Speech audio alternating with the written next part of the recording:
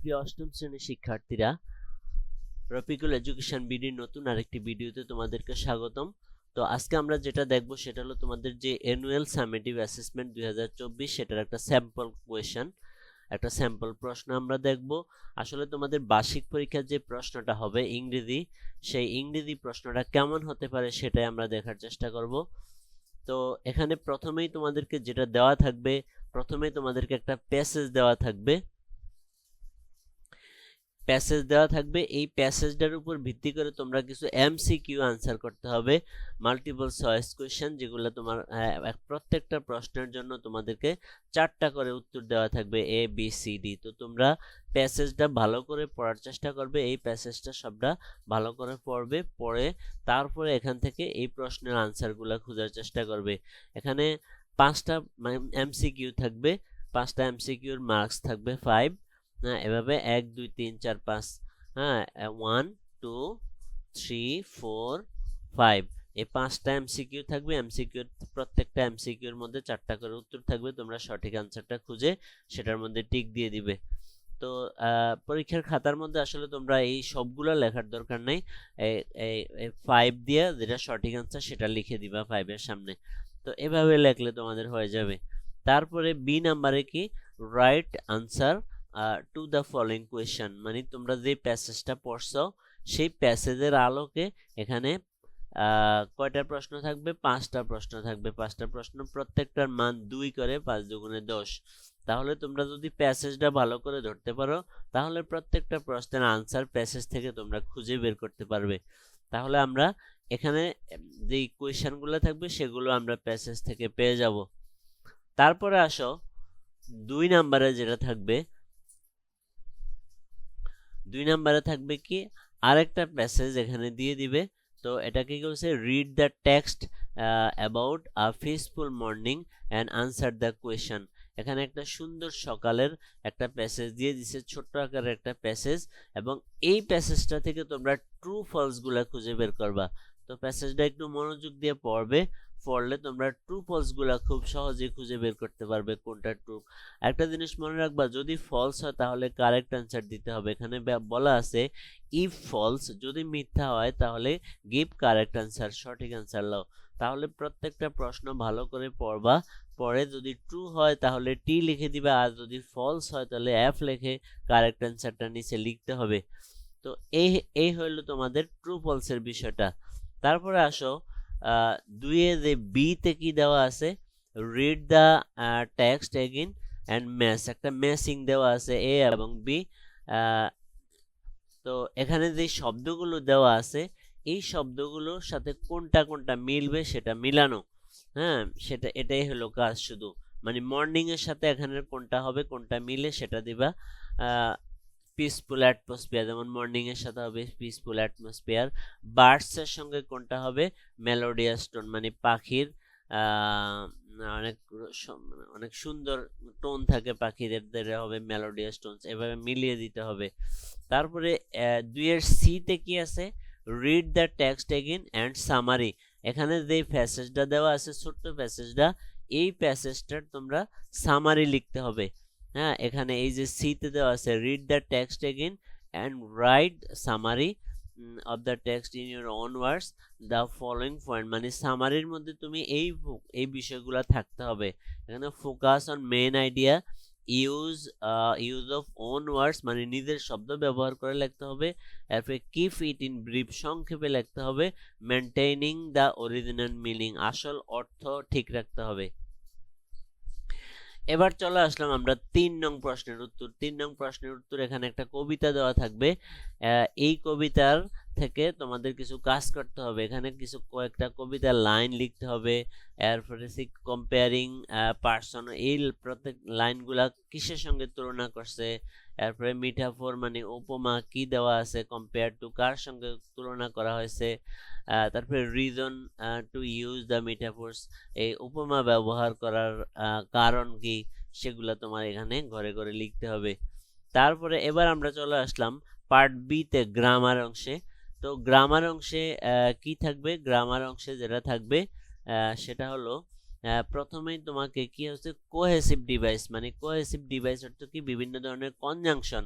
হ্যাঁ, এখান থেকে এখানে কি কি কোহেসিভ ডিভাইস ব্যবহার করা হয়েছে, 1 2 3 4 5, পাঁচটা কোহেসিভ ডিভাইস লিখবা।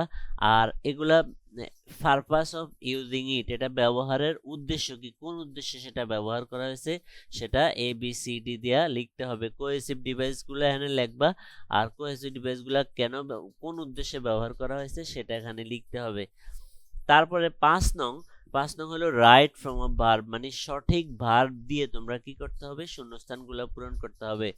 হ্যাঁ, যেমন দিস অ্যালাউজ, এটা হবে অ্যালাউজ। তারপরে আছে allow the student to take, where they learn, where they learn, learn আছে লার্নই হবে। এভাবে আসলে সঠিক মানে কোন জায়গায় কি কোন ভার্ব হবে সেটা ঠিকভাবে ব্যবহার করতে হবে 5 নং কোয়েশ্চনে। তারপর আমরা চলে গেলাম 6 নং এ, here is the story of Maria. তো এখানে জিরান্ড, পার্টিসিপল আর হলো ইনফিনিটিভ, এই তিনটা ব্যবহার করে এই শূন্যস্থানগুলো পূরণ করতে হবে। যেখানে এখানে আছে ফিনিশ অথবা ফিনিশিং, যেমন আমি একটু পড়ি, মারিয়া ওয়াজ ডিটারমাইন্ড টু ফিনিশ হবে এখানে, তাহলে মানে to finish her project before the deadline, এখানে হবে টু ফিনিশ। তারপরে আসো আফটার প্রিপোজিশনের পরে আমরা ভার্বের সঙ্গে আইএনজি হয়, তাহলে এটা খেয়াল রাখবে। টু তারপরে আছে কি she knew that managing her time, এটা এখানে আইএনজি হবে, ম্যানেজিং হবে এই শূন্যস্থানে। তো এভাবে তোমরা এই জিরান্ড, পার্টিসিপল এন্ড ইনফিনিটিভ ব্যবহার করে এই শূন্যস্থানগুলো পূরণ করতে হবে। তারপরে কোয়েশ্চন নাম্বার 7 এ কি আছে, আইডেন্টিফাই দ্য টাইম অ্যাডভার্বিয়াল। তোমরা বইয়ে যে পড়ছো টেন্স, টাইম অ্যাডভার্বিয়াল টেন্সের অধ্যায়ের মধ্যে আছে টাইম অ্যাডভার্বিয়াল গুলা। তো then write new sentence, time adverbial গুলা কি কি আছে সেগুলা খুঁজে বের করবা এবং এই টাইম অ্যাডভার্বিয়াল গুলা দিয়ে একটা সেন্টেন্স তৈরি করতে হবে তোমাকে। তো এই হলো 7 নং কোয়েশ্চেন। এবার চলে আসলাম আমরা রাইটিং অংশে তোমাদেরকে যেটা করতে হবে সেটা হলো তোমাদেরকে কোয়েশ্চেন নাম্বার 8 দিয়ে এখানে কি করতে হবে, সিবি লিখতে হবে। Write a CB for the job, চাকরির জন্য একটা সিবি লিখতে হবে। তো তোমাদের মনে রাখতে হবে সিবির মধ্যে কি কি থাকতে হবে, create a header with correct information, মানে তোমার নিজের তথ্য দিয়ে একটা হেডার লিখতে হবে, যে তোমার নাম এবং তোমার ইমেল অ্যাড্রেস, তোমার ফোন নাম্বার দিয়ে। ইনক্লুড ক্যারিয়ার অবজেক্টিভ, সিভির মধ্যে তোমার ক্যারিয়ার অবজেক্টিভ থাকতে হবে। তারপর আছে প্রোভাইড এডুকেশনাল ডিটেলস, শিক্ষাগত যোগ্যতা থাকতে হবে। প্রোভাইড ইউর রিলিভেন্ট স্কিল, তোমার দক্ষতা থাকতে হবে, দক্ষতা উল্লেখ করতে হবে। Describe personal information and personal attributes, আর গিভ টু রেফারেন্স, দুইটা রেফারেন্স থাকতে হবে। অনেকে রেফারেন্স একটা দাও, তাহলে তোমার সিভিটা অসম্পূর্ণ থাকবে। তো সিভি যখন লিখবা তখন তোমরা, আর একটা জিনিস কি, সিভির তোমরা এখানে কভার লেটার লেখার দরকার নেই, কভার লেটার কথা বলা হয় নাই। তো এইভাবে সিভিটা লিখবা। তারপরে কোশ্চেন নাম্বার 9 এ যেটা আছে সেটা আছে কি টপিক অফ দ্য স্টোরি, এখানে একটা স্টোরি দেওয়া আছে। Then complete the activity that follows. তো এই স্টোরিটার আলোকে তোমরা কি করতে হবে, একটা প্যারাগ্রাফ লিখতে হবে। প্যারাগ্রাফটা হচ্ছে এখানে তারা যে প্যারাগ্রাফটা দেওয়া আছে এখানে, the causes and effect of early marriage in Bangladesh. হ্যাঁ, বাংলাদেশে তাড়াতাড়ি বিয়ে হওয়ার কজেস, কারণ এবং প্রভাব। হ্যাঁ, ইন 150 ওয়ার্ডের মধ্যে প্যারাগ্রাফটা লিখতে হবে। তো তোমাদের প্রশ্নের মধ্যে যেই প্যারাগ্রাফ আসুক সেটা 150 ওয়ার্ডের মধ্যে লিখবা। আর উপরে প্যাসেজ দিলে তো ভালো, না দিলে যেই প্যারাগ্রাফ লিখতে বলবে সেটাই তোমরা লিখতে হবে। তারপরে তোমরা চলে যাবে কোয়েশ্চেন নাম্বার 10 এ। এখানে কোয়েশ্চেন নাম্বার 10 এ কি করতে হবে, অ্যাপ্লিকেশন লিখতে হবে।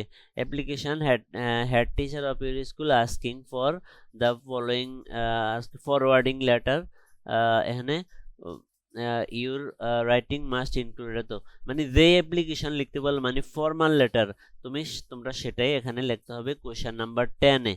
তারপরে কি answer of the following question, আর এখানে আমি কয়েকটা আনসার দেওয়া আছে, যেটা 1 নং এর আনসার মাল্টিপল চয়েস গুলার আনসার এখানে দেওয়া আছে। হ্যাঁ, তারপরে 2 এর ট্রু ফলস এর আনসার গুলো এখানে দেওয়া আছে, তোমরা দেখে নিবে, আমি আর সামনে আগাচ্ছি না। তো প্রিয় শিক্ষার্থীরা, এই হলো তোমাদের যে প্রশ্নের নমুনা, সেই প্রশ্নের নমুনা এখানে আমি দেখিয়ে দিলাম। তোমরা আশা করি এই প্রশ্নটাকে ভিত্তি ধরে তোমরা পরীক্ষার জন্য একটা প্রস্তুতি নিতে পারবে। তো ভিডিওটা কেমন লাগলো সেটা অবশ্যই আমাকে কমেন্টস করে জানাবে, আর তোমরা কি ধরনের ভিডিও পেতে চাও সেটাও অবশ্যই আমাকে কমেন্টস করে জানাবে। তোমাদের কমেন্টসের অপেক্ষা থাকলাম। আর যারা সাবস্ক্রাইব করো না আমার চ্যানেলটা, তোমরা অবশ্যই আমার চ্যানেলটাকে সাবস্ক্রাইব করে রাখবে, তাহলে আমার পরবর্তী ভিডিওগুলো তোমরা সবার আগে পেয়ে যাবে। তো সবাই সুস্বাস্থ্য ও দীর্ঘায়ু কামনা করে আজকের ভিডিও এখানে শেষ করছি। সবাই ভালো থেকো, আল্লাহ হাফেজ।